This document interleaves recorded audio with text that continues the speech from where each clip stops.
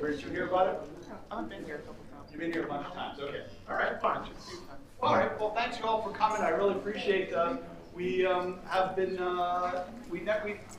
We only can fit 200 people in this room, so we've been kind of lax to advertise this, whole hog, and totally packed the room and everything.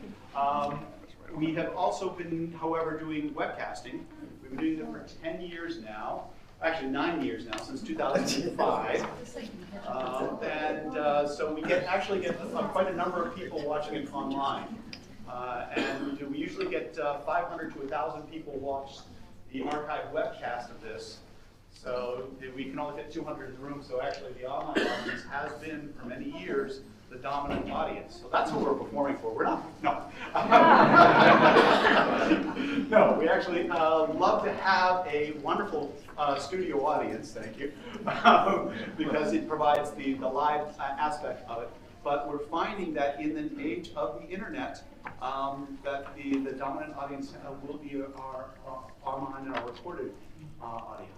But there's nothing like, of course, being here live and really hearing it from them and getting the energy that people produce. So thank you all for coming.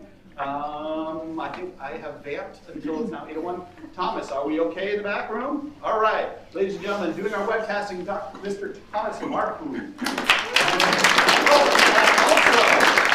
I should mention, I don't know if Tony can hear me now, but Tony Darnell in the back room, he's probably sitting at home doing the YouTube broadcast. Give a hand for Tony Darnell.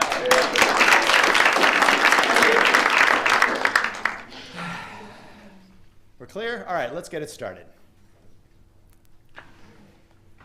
Good evening and welcome to the Hubble Space Telescope Public Lecture Series.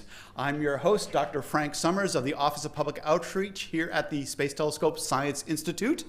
And it's my pleasure to see these wonderful smiling faces here tonight. And if you did not get one on the way in, we have pictures for you.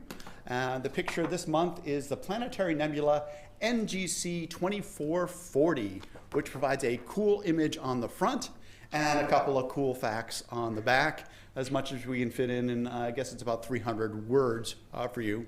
As I said, if you didn't get one on the way in, they should be over on the table on the way out. Our speaker tonight, also from the Office of Public Outreach, Bonnie Meinke, talking on Moonrise, the surprisingly diverse array of moons in our solar system. Actually, I heard her give this talk last week, and it's a fun talk. I know you're going to enjoy it. Upcoming, we have a speaker, TBA, we've tried to book him before. He has come up many, many times, but he's never actually spoken here. All right?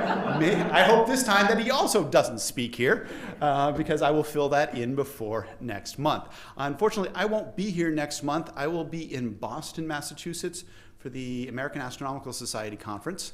So I will have a guest host come in, and since you'll be there and Brandon will be there, maybe I'll get Ray to come in and guest host.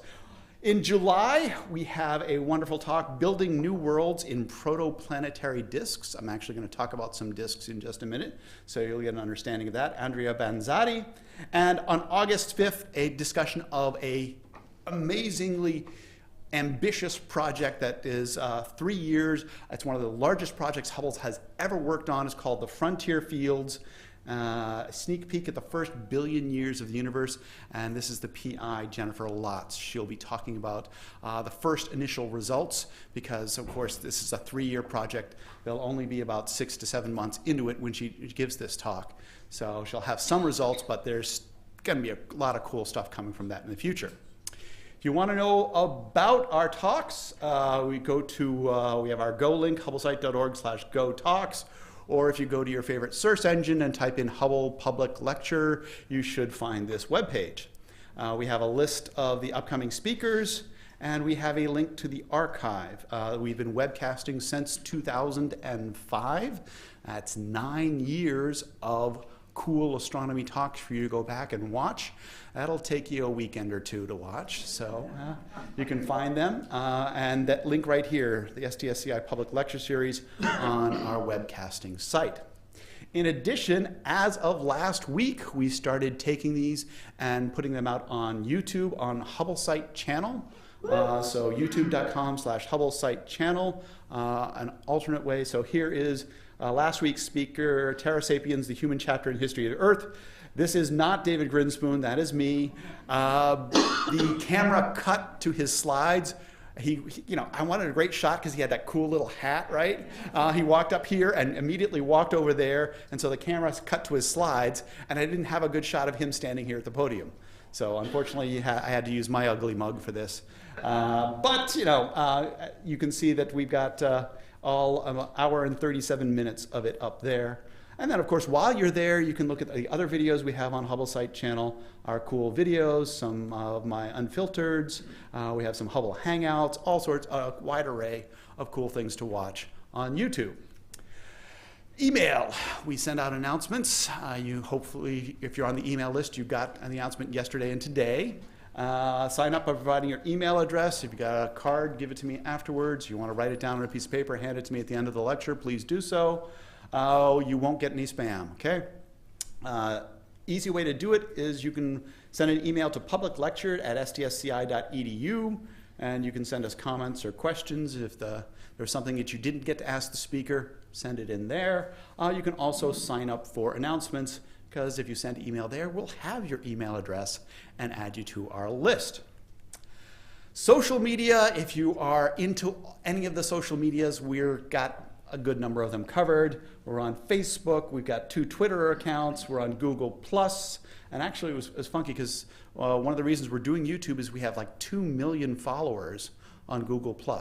So that's quite an audience to feed with lots of cool stuff about astronomy. Pinterest, which I have no idea, I don't do. I do my podcast, I'm on Facebook, I'm on Google+, and I sometimes Twitter, which is rare for me. But hey, you gotta cover the social media these days. All right, after the lecture, Duncan, I don't know, are you here yet, Duncan? All right, Duncan said he would be here to take people across to the Maryland Space Grant Observatory. So if you would like to look at whatever is up in the sky tonight, I'm sure there'll be some interesting things. You can go to the Maryland Space Grant Observatory with Duncan Watts after the lecture. Okay, we'll probably meet down here to my right. Okay, and now my segment, the news from the universe for May 2014. Okay, first story. Can we take the lights down a little bit, Thomas? All right, there we go. All right, first story is called 5 Golden Rings. Now, you may remember that we have discovered a lot of, we've done some discoveries by looking at stars and then blocking out their light. And one of the most famous ones was the discovery of planets, and this is around the star HR 8799. And this is the light of the star that has been blocked, and here are the positions of 3 planets around HR 8799. Now this is from the Keck telescope. Right? And they discovered 3 planets around this star using the Keck telescope. What we did here at Hubble was we went back into the archival data that Hubble had and an infrared image of HR 8799, and you can see how there's an incredible amount of starlight. Well, we folks here worked on some amazing techniques for modeling the point spread function of stars, how that light spreads out into this diffraction spikes and all the stuff in here, such that we were able to subtract out the light of that star and find 1, 2, 3 planets, all right, in archival data. Once we knew they were there, we could apply this new computer technique for subtracting out the light of the star and gain a longer baseline. This added 10 years to the motion of those planets that we knew about because we could go into archival data. We're going to take that same idea and apply it to dust disks. And here are my 2 favorite dust disks that Hubble has observed. AU microscopy, where you can see the edge-onness of this disk. So it really is a thin, frisbee-like or tortilla-like, pancake-like disk of material. And again, the light of the star has been blocked. And then HD 107146, where that disk is now, instead of seeing edge on, is now being seen face on, and you can see the nice circle of this dust disk. And these dust disks are really cool because this is where planets form around stars. In a forming star, you get this dust material, disk of material around it, and in these dust disks are where planets form.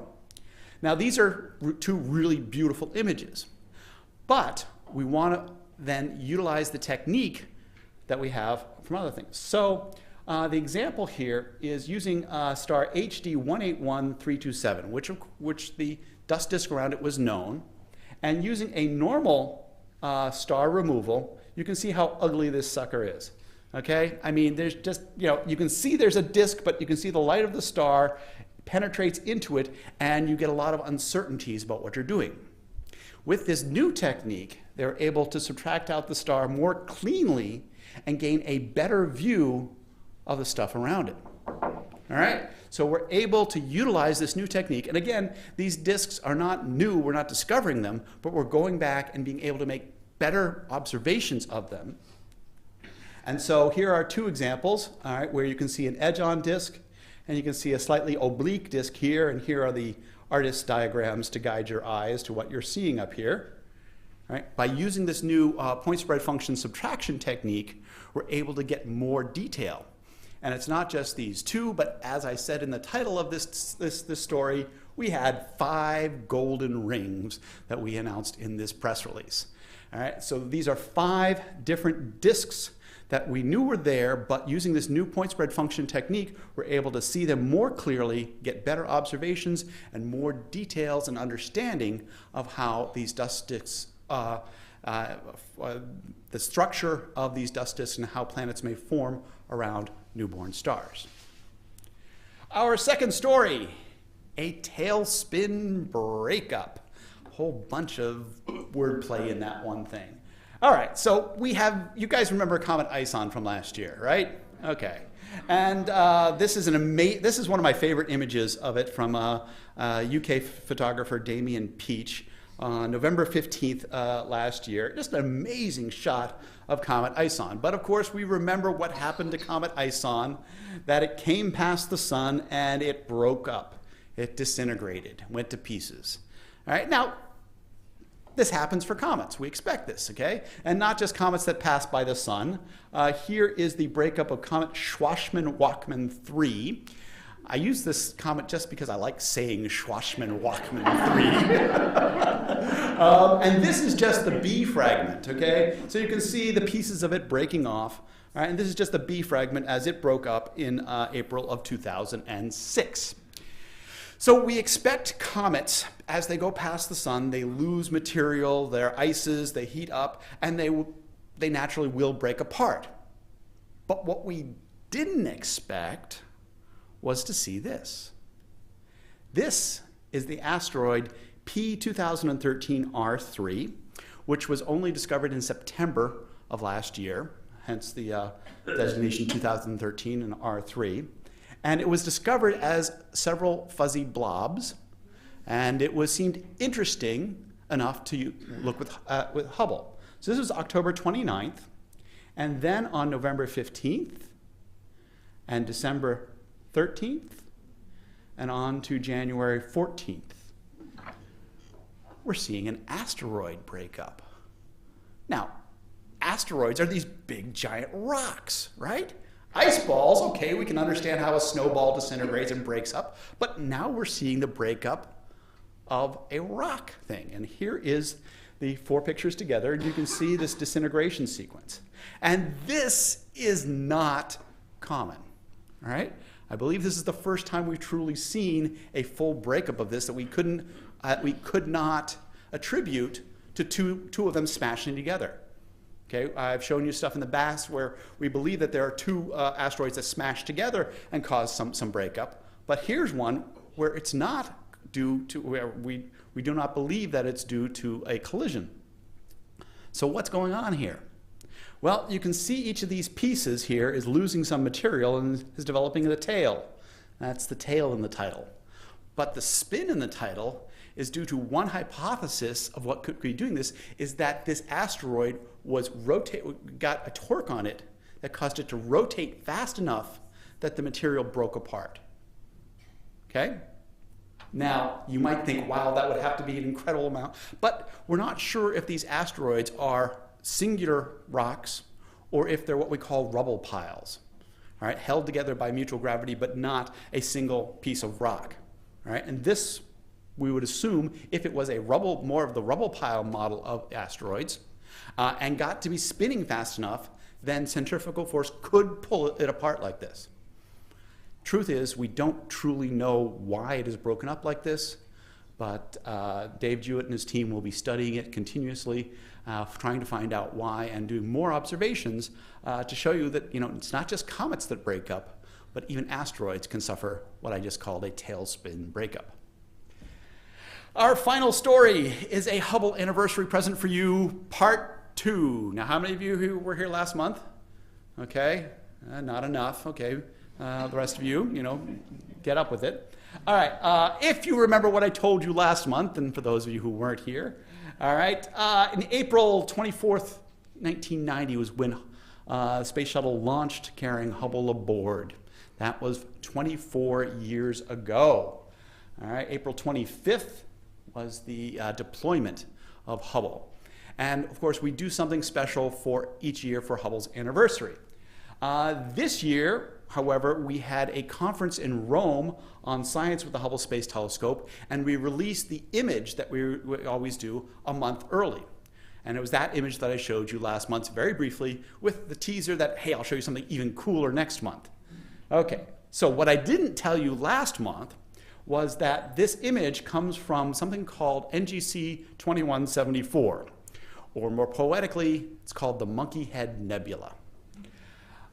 You all can squint and try and figure out how you see the monkey head. At first, I couldn't see it, and then I go, oh, yeah, I guess I could possibly see it. It's up to you, okay? The beauty is in the eye of the beholder on this one. But this is, what? How many pictures is this for us? I don't have any pictures of the monkey head to give out to you, sorry. These lithographs do take a little time to create, so maybe we'll have the monkey head for you later. So you can see that this square here is where Hubble took an image, right? And Hubble's 24th anniversary image was not in visible light as this is, but in infrared light. And so here was the 24th anniversary image that we released. All right, this half of the audience go ooh. This half of the audience go ah. Thank you. All right. We've got oohs and ahs. All right, this is the infrared view of the pillars in the Monkey Head Nebula. Really cool. All right.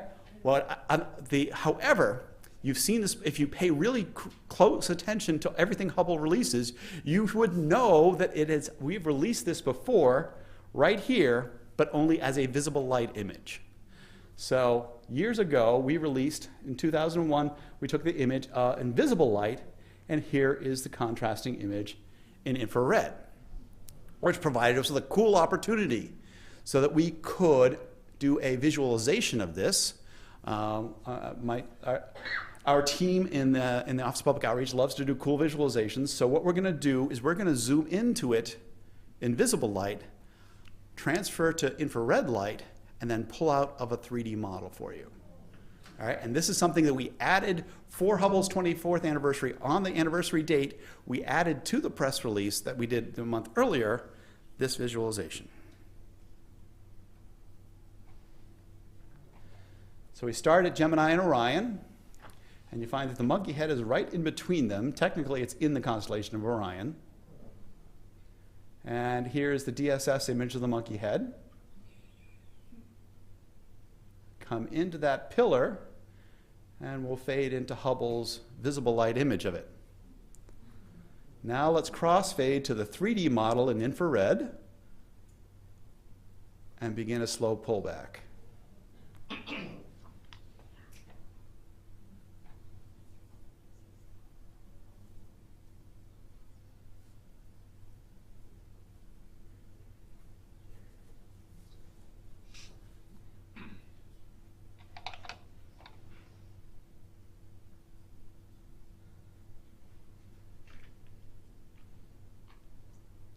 Now, isn't that a beautiful nebula?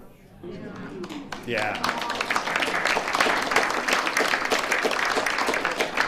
All right. Someday in the future, I will have that as a lithograph for you, okay? Promise you. But for now, I have to move to our featured speaker. And our speaker tonight is Dr. Bonnie Meinke from the Office of Public Outreach in the Space Telescope Science Institute. And she made a huge mistake because she put in her biography that she's from Texas, along with that the stars at night are big and bright. All right, let's do a sing-along here. Hold on. All right, so the stars at night are big and bright. All right, there we go. See, she almost dared me to bring that up as part of her introduction. I have no shame. That's why we're in public outreach. We have no shame. So after being inspired by those big and bright stars in Texas, she did her undergraduate degree in astronomy at the University of California, Berkeley. She was there just after I did my PhD there, so we didn't cross paths. She finished there and then went on to do her PhD at the University of Colorado, or is it Boulder? At Boulder, yes. And she is an expert on all things Saturn, in my opinion. She's my go-to person when I need to know something about Saturn. And if you were here a year ago, you heard her talk about Saturn's mysterious F-ring. Well, Saturn also has some really cool moons, and being a planetary astronomer, she knows all sorts of things about cool moons. So tonight she'll be talking to you about Moonrise, the surprisingly diverse array of moons in our solar system. Ladies and gentlemen, Dr. Bonnie Meinke.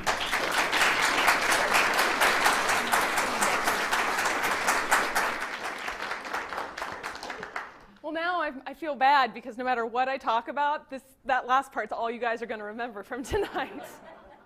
But that's okay. I'm going to try to make you guys go home with other points to remember besides just that the stars at night are big and bright in Texas. So, yeah, I'm talking about moons in the solar system. I'm going to start in the inner solar system. And some of you might be familiar with the inner system. We live in the inner part of the solar system. And we have 4 rocky planets that comprise the inner solar system. We have Mercury with 0 moons. We have Venus with 0 moons. We have Earth with 1 moon that we're all very familiar with, I'm sure. And we have Mars with 2 moons, but those 2 moons are little piddlin' nothings. They're basically captured asteroids. They're not that exciting. In fact, they're pretty tiny, and so much so that I really had to blow these 2 pictures up of Phobos and Deimos so you guys could see them. So this is interesting. The Earth is the only one of these 4 with a moon. And not only that, it's a pretty big, substantial moon compared to the size of the Earth. So I want to talk in the first part of this, our time tonight, about Earth's moon. It's our celestial partner, and I want to frame this with some questions. Why is the Earth the only rocky planet with a substantial moon? How does this benefit the Earth? And more specifically, how does this make it suited for life? How does this benefit life on Earth? Okay? So let's start with how the moon was formed, because that's a big part of the puzzle. These other planets in the inner solar system don't have moons, and the way that we got our moon was a mystery for a long time, up until maybe the last few decades. And even within the last few decades, scientists were debating how this truly happened. The Apollo missions kind of helped us get some ground truth, and from there we were able, the rise of supercomputing really helped too, because it takes a lot to do different simulations of how the moon could have formed. So it takes major computing power, so that really helped too. But we've come to a scientific consensus that it's something called giant impact. What happened was there was a proto-Earth where we are now, and there was an object about the size of Mars that was within our orbital space, impacted the proto-Earth, dug out a whole lot of the material that was the then crust and upper mantle of the proto-Earth, shredded that Mars-sized object, and ended up creating a disk. So for a short period of time, the Earth had rings. Okay? One big rocky, lumpy, lava-like ring that eventually coalesced over a fairly short time scale. We're talking months and years here, okay? Coalesced again to become what is now our moon. And so this happened, a long time ago. We can basically call it the beginning of our solar system. But, it's an interesting thing that happened and resulted in something that is kind of peculiar in our solar system, which is a large moon around a rocky planet. So in this whole formation mechanism, I mentioned that the proto-moon was smeared out into kind of a ring that then coalesced. And it coalesced pretty close in to the new Earth, okay? That new Earth is spinning really fast, which is why I have this arrow here that's really long. It's whipping around. It's going really fast. Really short days on this Earth, okay, with the moon very close in. But then over time, thanks to tides, the Earth's spin slows down a little bit, and the moon recedes. The moon gets farther and farther away from the Earth. Eventually, the Earth slows down even more, and the moon is even farther away to where we see it today. During this process, the moon itself also has a spin, okay? So when the moon first formed, it was turning around pretty fast as well. Again, that's why I have the big arrow here. And over time, as the moon receded, it spun more and more slowly. And eventually, it becomes tidally locked, which is why I have two halves of this moon in this little cartoon here. Eventually, only one side of the moon faces the Earth. This means that the lunar month, is also the lunar day, okay? It takes that much time to rotate on its axis. And this, like I said, this is a process called tidal locking.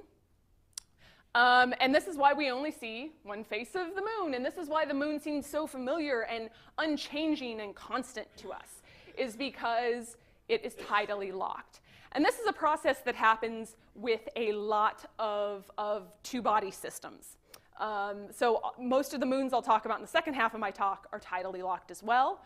We're also finding exoplanets close in to their stars that are tidally locked. So one side of that hot Jupiter faces the sun at any time, and it gets even hotter.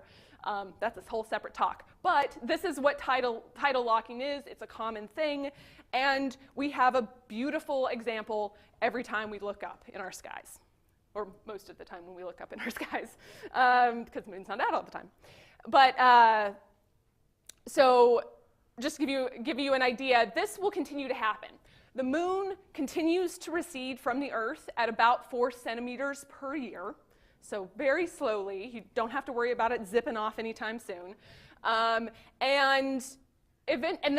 Earth's the Earth's rotation period slows down even more, so that eventually the Earth itself will become tidally locked to the moon. So only one side of the Earth will face the moon at any one time, and people on the other side of the Earth will not be able to see the moon. This you do not have to worry about, because, as Frank mentioned earlier, I knew this was a very smart audience. I went ahead and did the math earlier today, and it will take 200 billion years for this to happen. Not only will we not be here, the Earth probably won't be here, the sun probably won't be here. So, the remnants, some sort of remnants maybe, but not in its current state, so don't worry about it. Don't lose any sleep over it tonight. But, this does happen in other systems on different time scales. All right. So now that I've prefaced how the dynamics of the system, I want to talk a little bit about how having a partner like the moon really benefits Earth. And it all comes back to these dynamics, this kind of orbital dance that we do together. It makes us really good partners. And I have two aspects to this. I have the environmental stability aspect, which I'm going to really talk about a lot. I also wanted to include something that I thought was kind of fun, which is development of human civilization. And that's again, another talk for another night, but it's something that's also important that we need to keep in mind when we think about the moon. But let's dive into environmental stability. Having the moon allows for tides, which means circulation of our oceans. It means having a meteor shield. If you look at the far side of the moon here, it's got a lot of craters on it, and those are things that didn't hit Earth. So the moon takes a lot of hits for the Earth, and we thank it for that. And finally, the tilt of the Earth's axis, the reason we have seasons, and that is stable because of the moon, okay? So, like I said, the moon gives us tides. We are fortunate enough to have liquid oceans, and those liquid oceans are easily deformable by gravity. So as the moon goes around the Earth, it tugs on the Earth, and the thing that most easily gives is liquid water. So we have tides. That moon goes toward, kind of follows where wherever the moon is, and that means that on our shores it comes in and it goes out. This circulates ocean water, which is great. It means that there's regular movement of stuff. Unless you think about the Pacific trash gyre thing, which is terribly depressing, but everywhere else it's circulating, which is good. It also means that in these areas where it's coming in and out, there's a salinity gradient. We have estuaries where life can form, develop, flourish. And it gives us things like tidal pools. Again, a way that life can help develop life. Water coming in and out of an area means that things get oxygen. Water brings in nutrients to those areas, gives water fauna a chance to hold on and start going to land. So there's a whole bunch of things that the tides do for us in terms of helping life develop and hold on. All right. The moon also acts as a meteor shield, as I said. And it has some cons in this way, too. It increases the overall mass of the Earth-Moon system, which you could argue brings in a couple extra meteors. But overall, what it does is it helps, it grabs a couple of those meteors for us and takes the hits so that those objects don't come in closer to the Earth and possibly strike the Earth. And one of the best ways to see this is by looking at the far side of the moon. Right here, and you can see newer craters are brighter. That's one of the ways you can tell how recent something is, and I'm speaking geologically here, so we're still talking millions of years in some cases, but you can see there's some more spots of bright material on the far side of the moon. So every one of those little things is something that didn't hit us. And the other factor of environmental stability that the moon gives us has to do with the tilt of the Earth's axis. Now, the tilt, every object in the solar system has a tilt. I might use the word obliquity, too. This is just how much of a tilt, the angle that the rotation axis of the body is away from the orbital plane of the solar system, okay? So in this case, Earth is tilted 23 degrees with respect to its orbital plane, okay? But you see here two extreme examples. We have Uranus in our system that is basically on its side. As you can see here, it's tilted by 97 degrees. So that's We're not really sure what happened there, but that's something for again, another talk. And then there's Venus, which almost appears to rotate backwards with respect to the other planets. But you could also look at that system as having an axial tilt of 177 degrees. So being completely upside down. Okay. But we have another planet in our solar system that's very, very, very similar to Earth in terms of its axis tilt, and that is Mars. Mars is currently at 25 degrees obliquity. So, you know, we like Mars. NASA likes Mars. We keep going to Mars. We keep looking for life on Mars, looking for the possibility of liquid water having been on Mars. So part of that is, you know, these similarities between Earth and Mars. But don't take everything at its face value. This is actually kind of an interesting story. Mars hasn't always been at 25 degrees in axis tilt. In fact, it's possible that its tilt swung to as much as 60 degrees sometimes in its history. And this doesn't even happen over over long time periods. This is over short time periods, something like 100,000 years, which geologically speaking is the blink of an eye. So this means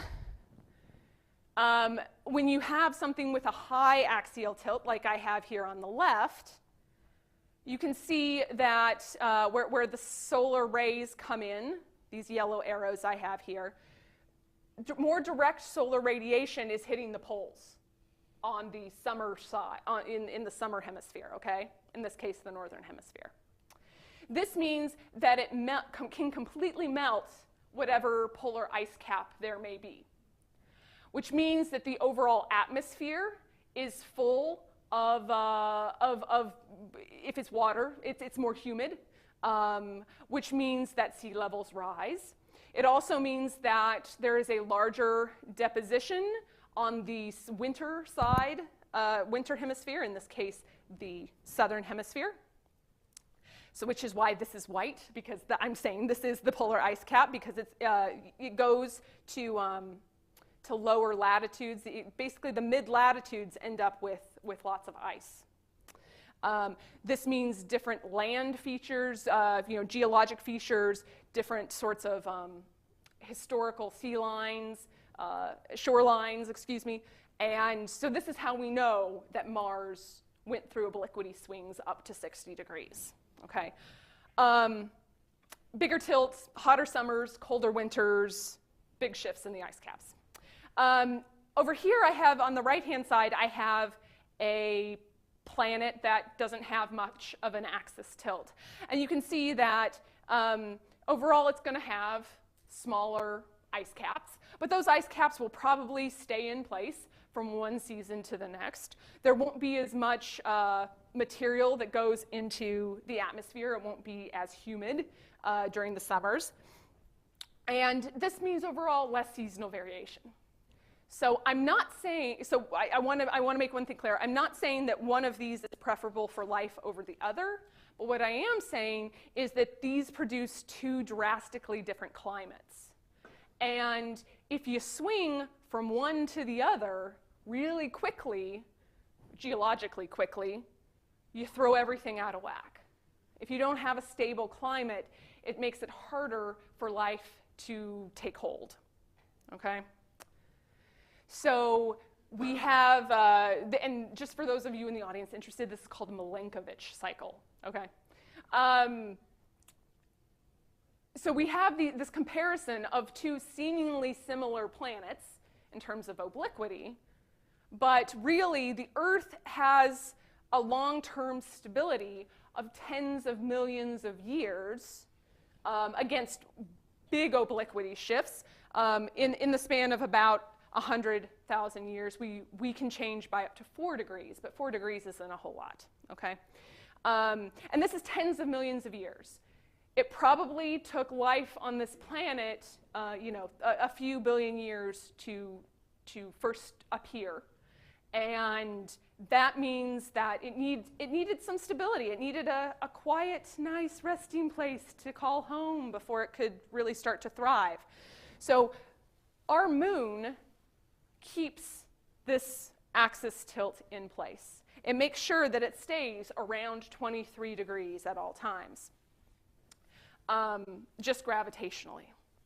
Whereas Mars has no partner, has no large satellite partner to keep it at 25 degrees. So it's moving all over the place on timescales of hundreds of thousands of years.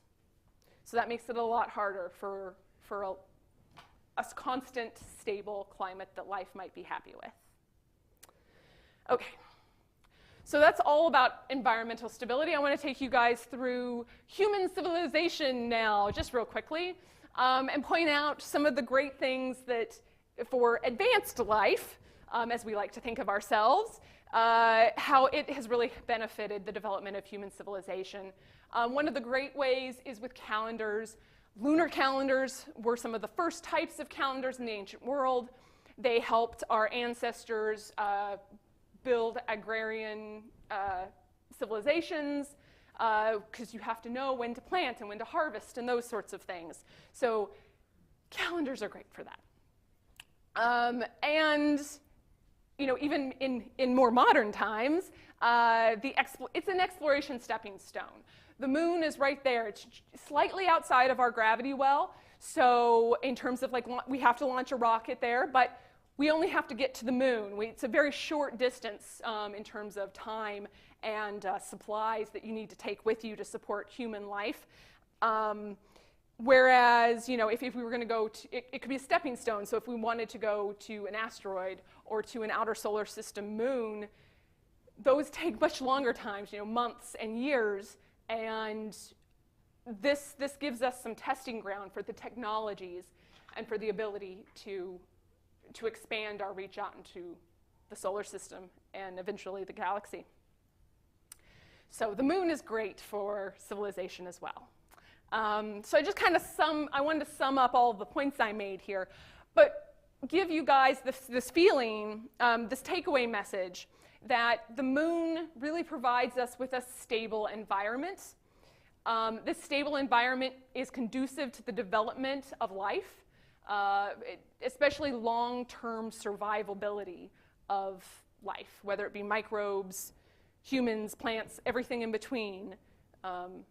It helps give us that stability that life needs in many aspects. Okay, so that's our moon.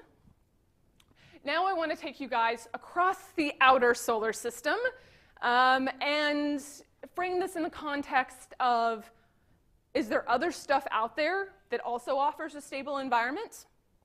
So that's the question to keep in mind for this next part of the talk. So we discussed the inner solar system and how special Earth is with our large moon and how dinky Phobos and Deimos are, and nobody cares about them. But now we go out to the outer solar system. And as Frank mentioned earlier, this is where my bread and butter is. I love the outer solar system. Saturn's so pretty. and so interesting. Each one of these has a whole lot of interesting stuff about it as a planet itself. But I'm not going to talk about the planets at all. I'm going to talk about the moons that they have. And you can see from these large numbers that I put up over each one of these planets, that's the number of moons that each one of them has.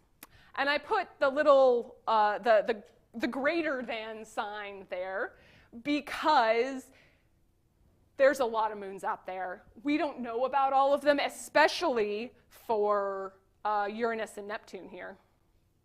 All right, we've pretty extensively surveyed the Saturn system, and we know that there are at least 62 moons in that system.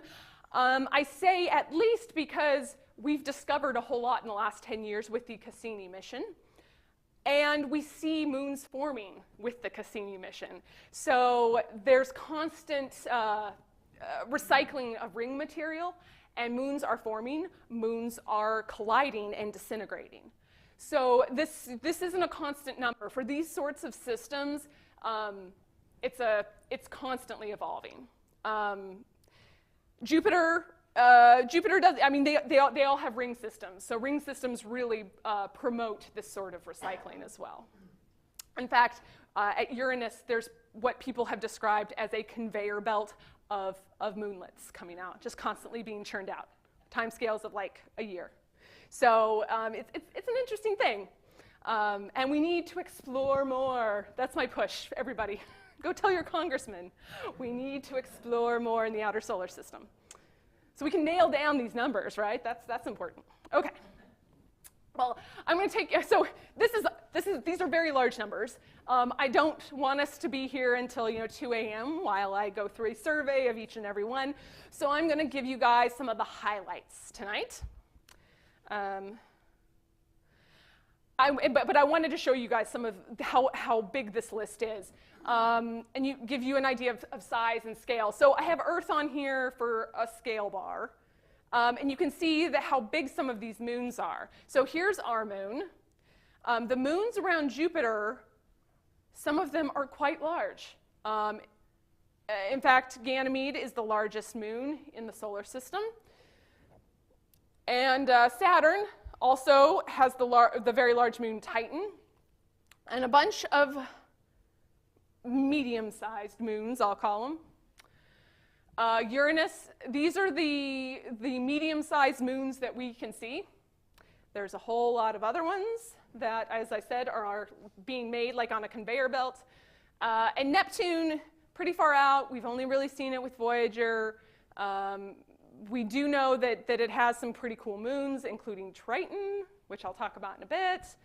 And just for some scale, Pluto and Eris out here have these other. They're not really even moons, they're dual objects, so they mutually rotate around each other. Okay, I wanted to give you some comparison to other planets, though. So one of the things I mentioned, Ganymede, is the biggest moon in our solar system. Ganymede is bigger than some planets. Even Titan is bigger than Mercury.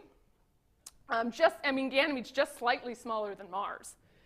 Then we have, Callisto is almost comparable to Mercury, and all of these are bigger than Pluto.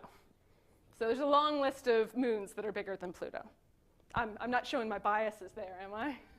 Okay. Oh wait, I didn't even point out these guys. These are the medium-sized moons I was talking about, and they are all interesting and special in their own way. Basically, moons are like snowflakes. Okay. So let's go through this real quick. I mentioned the stability that our moon provides us, and so we have that framework in mind tonight, that it provides circulation of water with the tides, it's a shield from impacts, and it's also something that provides a stable climate and environment on Earth. But what the Earth already has by itself without a moon is it has a shield from radiation and from impacts, which is the atmosphere and the magnetosphere. I will talk a little bit about those. It has its own water, specifically liquid water, which we all benefit from, and reminds me that I probably should take a drink. And it has energy, both from the sun, which every plant benefits from. Photosynthesis is a wonderful thing. And I'm sure many of you were very happy to see the sun today. But we also have our own internal heat. The Earth is very large. We have a mantle underneath the crust, and a part of the core is liquid as well. Those things are all sources of energy. There's radioactive elements. There's the heat of everything having formed and accreted in the initial formation of the Earth. So there's lots of energy in our system, and those water and energy are especially important for life. Okay, so we need to frame this in the context of, in the outer solar system, do we need to rethink these factors of stability? Are there ways to get things other than the Earth model that make an environment stable? Okay, So let's start with Titan. I'm sure many of you have heard of Titan. It's a very sexy object because it's the most Earth-like of the moons that we've discovered so far. Heck, it's the most Earth-like of any of the objects we found in our solar system. So a big part of this is what you see in the picture. It has this big, hazy atmosphere, and the atmosphere is similar in thickness to Earth's. This atmosphere actually provides rain. Like we have the water cycle here on Earth, on Titan, they have the methane cycle. So it rains liquid methane. There are lakes of liquid methane. And it's possible, there's rivers, it's all liquid methane. It's like bizarro Earth, basically, in that way. This thick, hazy atmosphere also protects from impacts the same way that our atmosphere burns up meteors, smaller meteors, as they come through our atmosphere. It also protects against certain types of radiation, the same way our atmosphere does. For example, our atmosphere blocks a lot of UV radiation. It also protects us from much higher energy cosmic rays and things like that. So our atmosphere provides a certain amount of protection, same as Titan. And as I mentioned before, an atmosphere stabilizes climate. So Titan is very attractive to the planetary scientist, especially to the comparative planetologist interested in astrobiology. But I think it's too cold. Many people think it's too cold, and that this methane cycle may not be ideal. What you do need some part of that to be water. Hydrocarbons like methane are great, but you want something else. So let's move on, okay? Let's move on to magnetic field. I used the word magnetosphere before. The magnetosphere is a nice little bubble or cocoon that surrounds a planet that has a magnetic field. Basically redirects a lot of the solar wind, the sun's radiation, away from that planet or body and keeps it nice and stable. In this case, I chose to show you guys Ganymede. Ganymede has an intrinsic magnetic field, the same way Earth does, which means that it's its own magnet, all right? This protects it against the harsh radiation environment of Jupiter, because Jupiter has all kinds of radiation coming off of it. But Ganymede's not the only other moon out there with a magnetosphere. There are lots of moons with induced magnetic fields. Ganymede just happens to be probably the only one with an intrinsic magnetic field. These other ones are induced by the magnetic field of their host planet and by their internal structure, usually liquid elements, solid elements, liquid elements, solid elements. That's how induced fields work. So the other big moons around Jupiter all have induced magnetic fields. So that's Europa, Io, Callisto. And I'll take you guys through those in a minute. But you can see that Ganymede, even though it's really big and it has an intrinsic magnetic field, it kind of looks like our moon on the outside. You don't see any cities popping up there anytime soon. It doesn't look like too exciting for life, per se. So we went through atmospheres and we went through magnetic fields, but what else could a shield take? Because I mentioned, that the Earth by itself, and especially with the moon, there's a shielding aspect that creates a stable environment on a body. And besides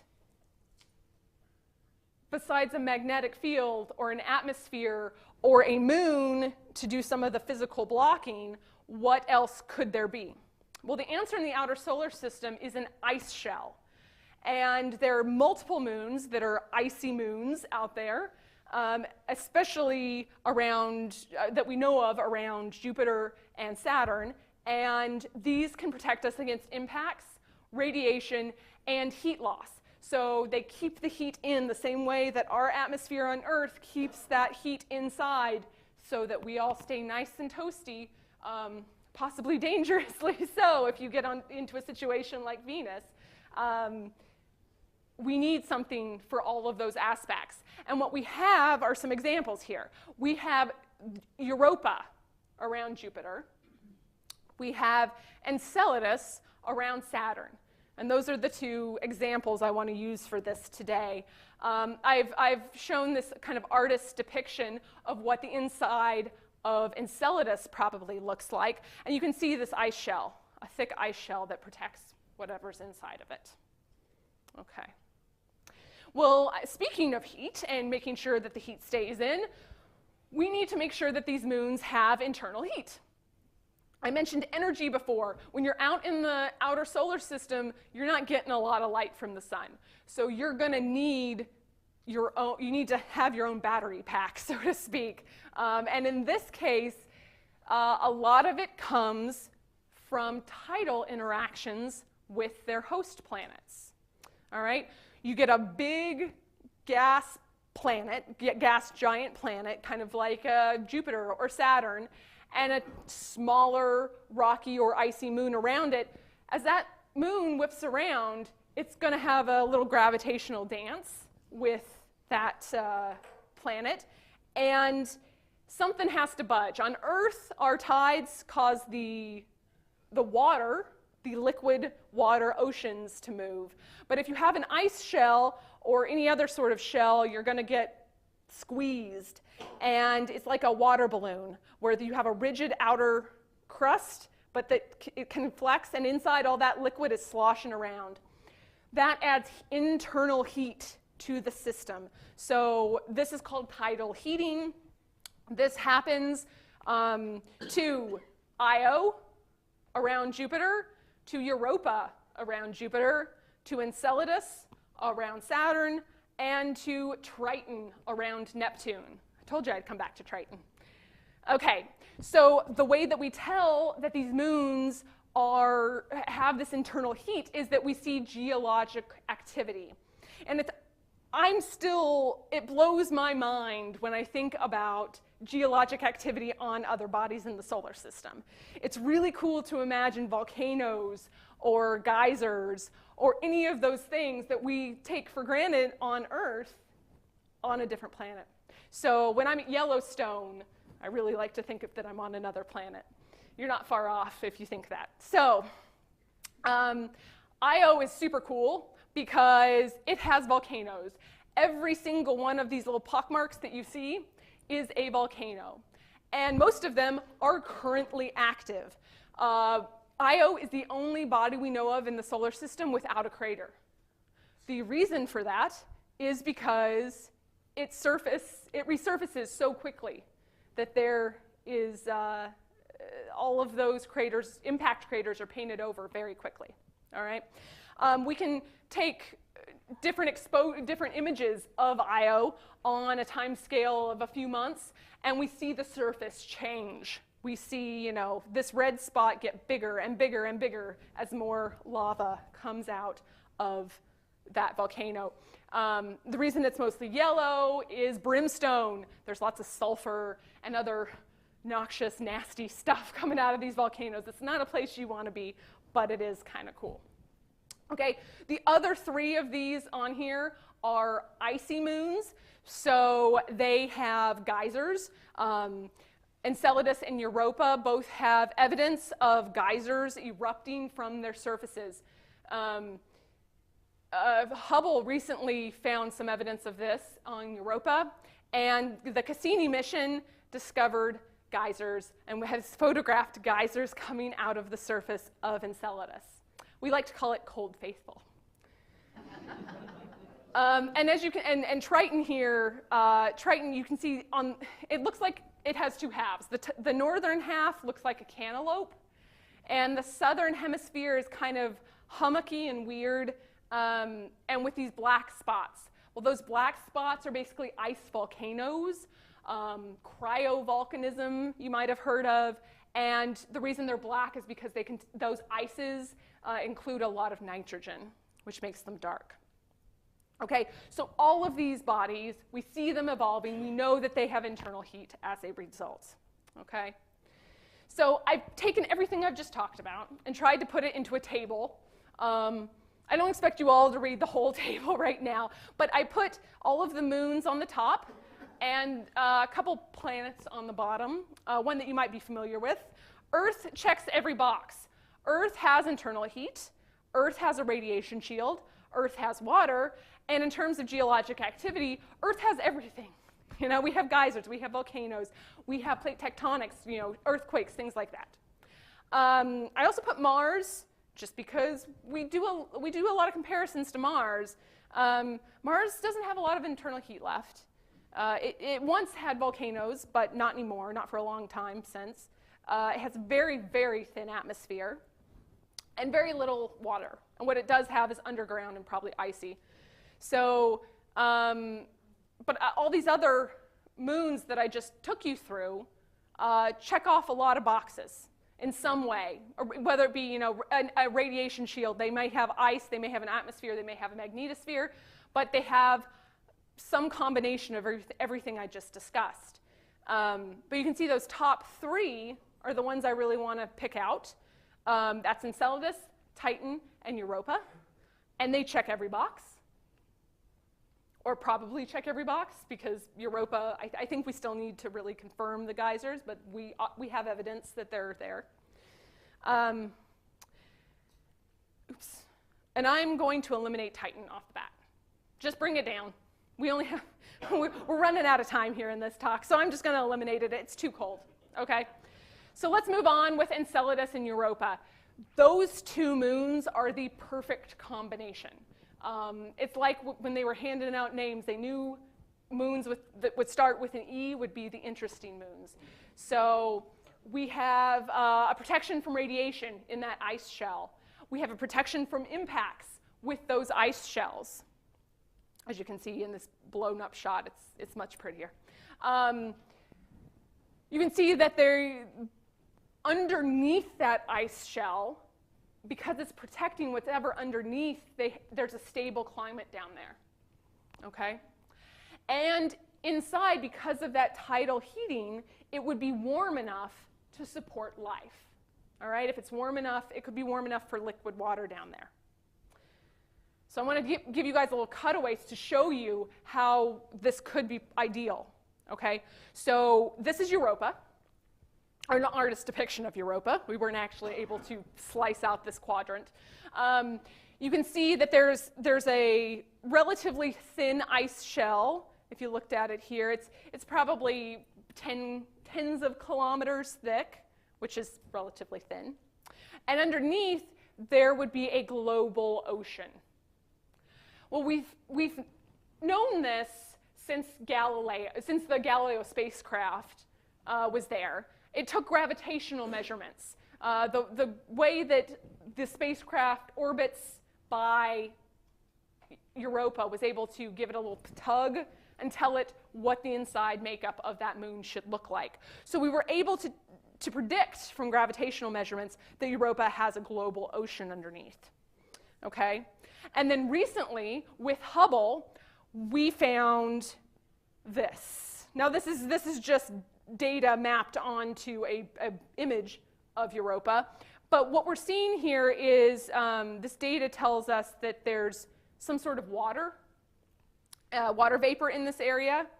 And the shape of it, the morphology, as we like to call it, of it, means that there's probably a plume, a geyser, something that's venting from the southern pole of Europa into space. The same way you see in this artist's depiction here. Another cold faithful. So put that on your summer road trip list. Okay. Now, thinking back to Enceladus, we started by seeing the geysers, all right? This is an actual image from Cassini, all right? This is one that was taken a little bit later. This isn't the discovery image, but with the discovery image, we actually thought there was something wrong with the camera. We were not expecting that at all. That's been one of the biggest surprises of the Cassini mission, has been the plumes of Enceladus. Well, every other instrument on board that maybe didn't take the pretty pictures but could confirm these plumes in some other way went back and measured and looked, and we were able to look at it so detailed that we were able to guess where geysers were coming from to make up this overall plume. And then we went back on multiple orbits, went back to Enceladus with Cassini mission on flybys, and we're able to see those individual geysers and cross-check our measurements and our calculations and say, oh yeah, there is a geyser there. I knew it. You're saying there's oxygen and H2O out there? Yes. Just like we have here? Yes. Exactly. Yeah, wow is the right response. And so first we found the geysers, and then Cassini had to do a couple more laps around Saturn and swing by Enceladus a few more times to be able to get that gravitational data, that little tug that lets us know what the internal structure of Enceladus probably is. Oops. And what it is not a global ocean like on Europa, but some sort of localized southern hemisphere ocean or lake. But again, enough water there, significant amount of water that will vent out through cracks that we call tiger stripes, vent out to space as geysers. Okay. So I've mentioned these two oceans. These are very exciting oceans. One of the things we know about the oceans on the Earth is that they're full of life. It's very exciting to think about a stable environment protected by these ice shells where there could be life because there's liquid water and it's warm. All right, so I want to give you guys this reminder, the takeaway message of tonight, which is that moons give us stable places to live, whether it's Earth's moon, which helps maintain a life-friendly and stable environment, or the outer solar system moons, which, as I just showed you guys, create little pockets of habitability, little pockets where life can take hold and thrive underneath ice in oceans of water. So the thing to take away and to think about as we continue our search for life elsewhere is when we're looking at exoplanets and we're looking for the other Earth, another Earth, do we want to include in that definition another moon? Or is just a planet enough? Do we need a planet and a sizable moon with it? And why even go that far? When we're really thinking about it, should we be more concerned with exploring our own backyard and going to Europa? So thank you for your attention today.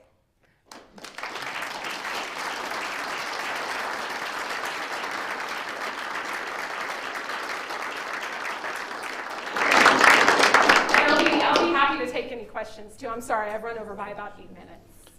No. I blame him. He talked early. No. I talk on. We staff to stop at 9:30. Okay, that's my only rule. Is that 9:30 is the stopping point, and I just want to let you know there's been a relatively good conversation on YouTube of comments on this. Okay. Unfortunately, my phone didn't let me refresh the comments as much as possible. Hopefully all positive stuff. Hi YouTube, I love you. All right, down here. You referred to the moon as protecting the Earth many times. But if we look at the surface of the sphere, which would be made by where the moon is, the moon represents almost an infinitesimal spot. Is that a significant? How does that make significant protection? Let's just repeat that for the folks on the webcast. So the question was, the moon, she referred to the moon as protecting the Earth.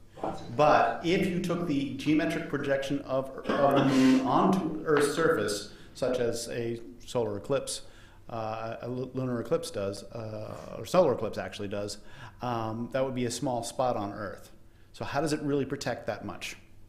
You're very right about that. I'm not saying that it protects from all possible impacts, but it's a fraction of some of the things that could possibly hit us. And when you measure out having a moon versus having no moon, it provides some protection.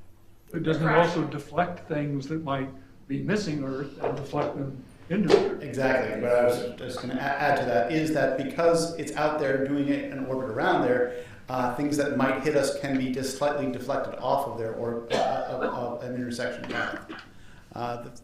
The far side of the moon being so heavily cratered shows that it has certainly intercepted a good number of objects. Yes, that's there. All right, in the back over there. It seems that none of the moons of the solar system has its own moon. Is such a situation too unstable? Okay, got to repeat it. Yeah. Do any of the moons of our solar system have their own moon? None of the moons of our solar system have their own moon that we've discovered so far. It would be possible to have a moon for a very short amount of time, but it would be dynamically unstable.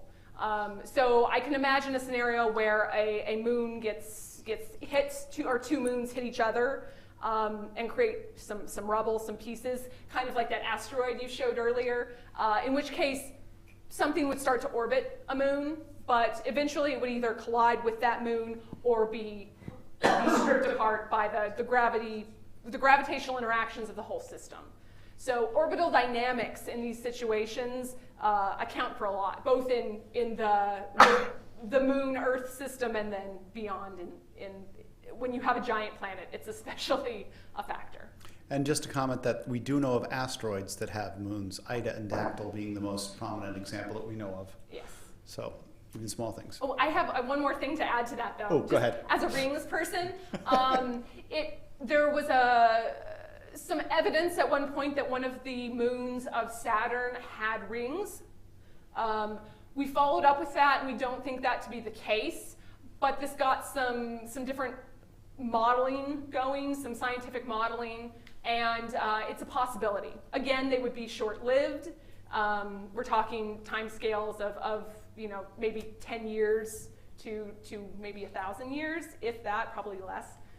So it's probably not common. We'd be very special and lucky to see such an event, but it's possible. Okay, over here. What are the next steps if we want to explore Europa? What are the next steps if we want to explore Europa? One of them is production of plutonium-238. We have to have... Not the answer you were expecting, was it? We have to have radioisotopes to be able to power a spacecraft to the outer solar system. Our last batch was on the Mars Science Lab Curiosity. So once we're going out, we need more. Solar panels are getting better, but you're way far away from the sun. You need a lot of energy. You need that. We were getting ours from, originally DOD was making it.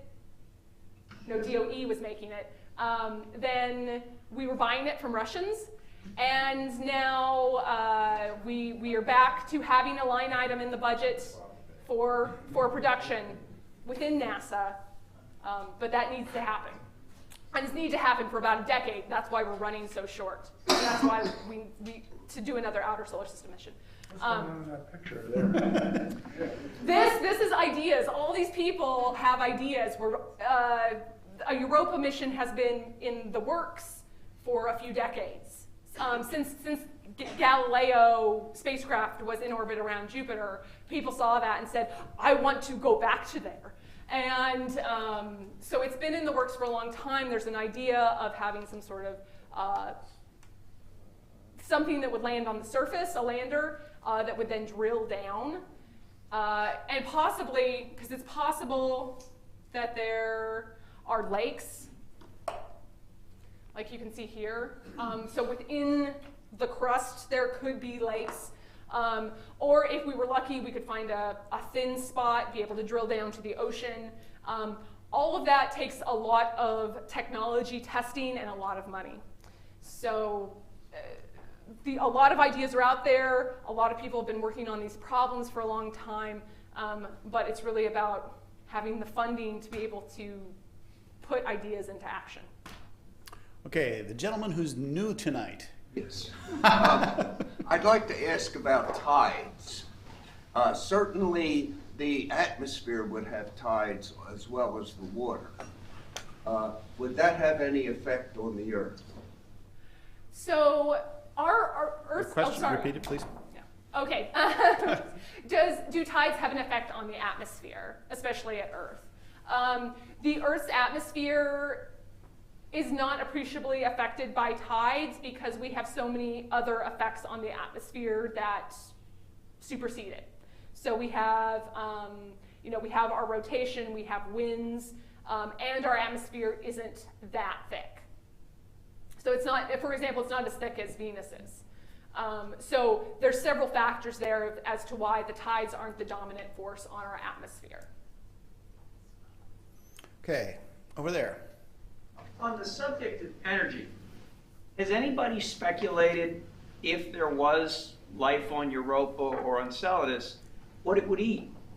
Because it's not going to be photosynthetic, and it doesn't look like there's enough plate tectonic potential for it to be chemosynthetic. So what would the energy source be for life on a moon?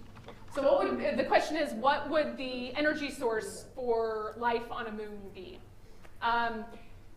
Actually, I believe it would be chemotrophic because we see these vents at the bottom of our oceans. There's that one picture you just pointed at. So these sorts of things, these deep sea vents, the organisms that form around those start out as chemotrophic and then progress to other forms of energy. But those, there is enough energy and the right geology, maybe not plate tectonics, but there could be plumes in mantle coming up through whatever rocky core situation they have going on in these moons. Because all of these icy moons do have a core and some sort of rocky mantle around them. So that would be enough that you could get these sorts of deep sea vents. Okay, down here. How does global warming fall into all this? With you say the moon keeps us stable, global warming is hurting us. What's the correlation here? So what's the correlation between global warming and the moon providing any protection to us? Well, and stability of our atmosphere. I mean, we're getting all these terrible storms and all, and they're saying it's global warming. Is that true or false? Well, okay, so there's I like the term climate change more than global warming, but yeah, because things change. The overall, it's not like a overall hot box, like things change in different spots. Climates change, and in this particular case, the moon doesn't have anything to do with that, and the moon really can't provide us any protection against global climate change. It's all about the atmosphere constituents. The hole in the ozone layer, is that real or is that? Yes, the hole in the ozone layer has been measured. And how's that affecting us? Well, it was in the southern hemisphere, close to the southern pole, and it's one of those things that it lets in. So ozone protects us from certain types of radiation, and if you have a hole in an ozone layer, some of that bad radiation gets in. Right, I will note that David Grinspoon talked about that last week. So you can his talk is archived on our webcast and also available on YouTube, so you can see him discuss it a little more detail. Yeah, that's good. David can talk about that a lot better than I can. All right, in the yellow. Yeah, more basic question, going way back to the formation of the moon. What kind of an object hit the proto-Earth? So the question is, what type of object hit the proto-Earth to form the moon? Probably something about the size of Mars. There were, at this point in that part of the formation of our solar system, there were things called planetesimals, which are objects that are bigger than a few kilometers up until mini-planet sized. And so there's the possibility that there were other planets and planetesimals at that time that were occupying similar spaces, orbital spaces around the sun. You also have the giant planets like Jupiter forming, which knocked stuff gravitationally out of their orbits, gave them little kicks. That's enough to send those objects in toward the sun. And so you can imagine a scenario where there's some Mars-sized object forming. One of the giant planets gives it that little gravitational kick, and it starts coming in toward the inner solar system, probably slowly, but eventually intersects the orbit of Earth and collides with proto-Earth. Right, and so the point is that collisions seem to play a significant role, a somewhat significant role in the formation of the solar system, because Uranus is tilted on its side. And Yes. Is there any way to get that tilt without a collision? I don't know of any. I don't know. Okay. That is a question I actually don't I just know the remember answer learning to. in graduate school that was the explanation That we assumed. was for my graduate career as well. Okay, the great. explanation for why Uranus would be on its side. So at least we have evidence for two large collisions, and Venus going backwards. Well, that could be collisions as well too. Yeah. Right. All right, in the back, in the blue, all the way in the very back, last row. Oh, thank That's you. All right. We hear a lot about life on the moons, but what about the moon collision, or the Mars-sized object that collided with the Earth? Is that a possibility for how life was brought to the Earth because it either had water or it had some sort of chemical properties that this interaction with this object that created the moon also brought properties that eventually evolved into life? Okay, so could the collision have brought life to Earth or set up conditions that might have allowed life to develop on Earth? This sort of collision almost definitely did not bring life to Earth. It would have been very violent, full of energy, very hot, and any sort of life most likely would have died in that sort of collision. Many of the life-bearing, the ingredients for life, like water, would probably have been lost because they have a low temperature at which they evaporate. I'm not saying that it probably was all lost, and not necessarily all of it though. But definitely the newly formed Earth did not have oceans on it. Let's put it that way. Okay, and that's one of the problems we're still working through. Actually, is how water was delivered to Earth. So this sort of collision was too hot, too violent for it to seed any sort of life.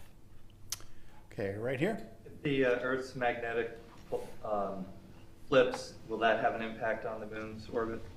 No. Outside of that? Okay, so the question was, will the Earth's magnetic field, when it flips, because it does flip on a periodic basis, will that affect the moon at all? And the answer is no. But yeah, the moon and the magnetic field of Earth don't interplay. Earth's magnetic field flips, what, every 100,000 years, 200,000 years, something like that? So, I mean, we can see in the rock record lots of flips of the magnetic field, and the moon's been doing its orbit for billions of years. Yeah. Over there. You. Yes, you. Two things. I was wondering about whether it was the Earth's actual slowing of rotation that made the moon pull further away from it, or vice versa. Which one actually happens first? I mean, which causes which?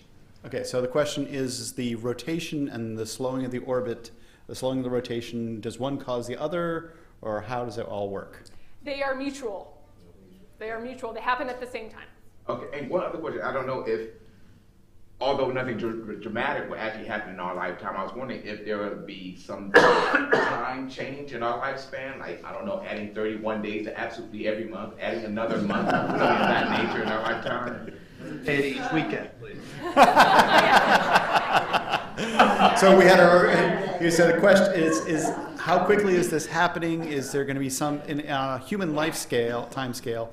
What is the time change? And this gentleman over here asked for an extra day each weekend. That'll be great. That's a lot of pressure. Now I feel like I have to provide it.